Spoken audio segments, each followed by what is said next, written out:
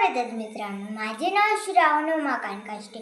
मी इयत्ता 5वी मध्ये शिकत आहे. माझ्या शाळेचे नाव जिल्हा परिषद माध्यमिक शाळा पानकणे. आमच्या शाळेमध्ये ग्रंथालय राबवण्यात आलेले आहे. मी त्या ग्रंथालयामधून हे पुस्तक घेतलेले आहे. त्या ग्रंथालयामधून खूप छान पुस्तके आहे. मी तुम्हाला या पुस्तकाविषयी थोडीफार माहिती सांगणार आहे. या पुस्तकाचे नाव आहे शाबास बुडी शाबास. या पुस्तकाला लेखक बी नाही आणि या पुस्तकाला किंमत बी नाही. चला तर मग बघूया या पुस्तकामध्ये काय काय आहे. एक मुलगी होती, ती शाळेत जाऊ लागली. तेवढ्यात एक आजी म्हणाली, अगं हे तू कुठं चालली? ती म्हणाली, अगं आजी मी शाळेत चालली.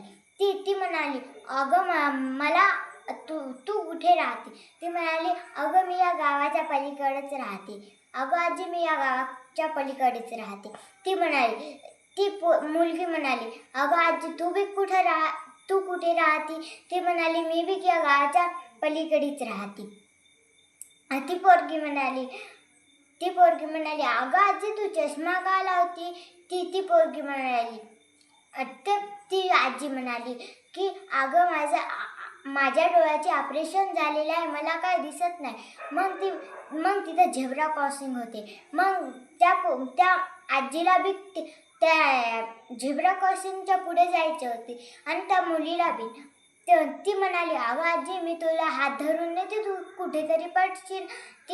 ती म्हणाली, अगं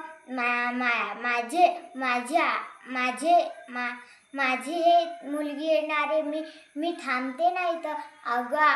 ती म्हणाली, अगं आजी तू एकटीच थांबशील, संध्याकाळची वेळ आहे, तू कुठे जाशील? तेवढ्यात मग पोलीस आले. ते म्हणाले, अगं तू कुठे राहत? ते पोलीस म्हणाले, अगं मुली तू कुठे राहशील? ती म्हणाली की आम्ही शाळेत जात होतो, कारण की आमच्या शाळेत एक कॉम्पिटिशन आहे.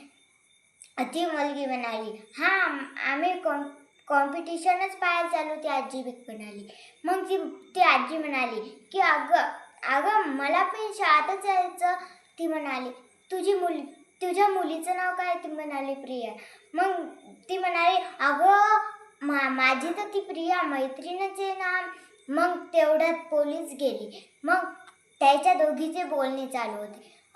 ती म्हणाली, तू प्रियाची मैत्रीण आहे का? मग म्हणाली, तू कितव्या वर्गात राहते? ती मुलगी म्हणाली, मी 2ऱ्या वर्गात राहते. मग ती मुलगी म्हणाली, एवढे बोलून मी माझे 2 शब्द संपवते. धन्यवाद.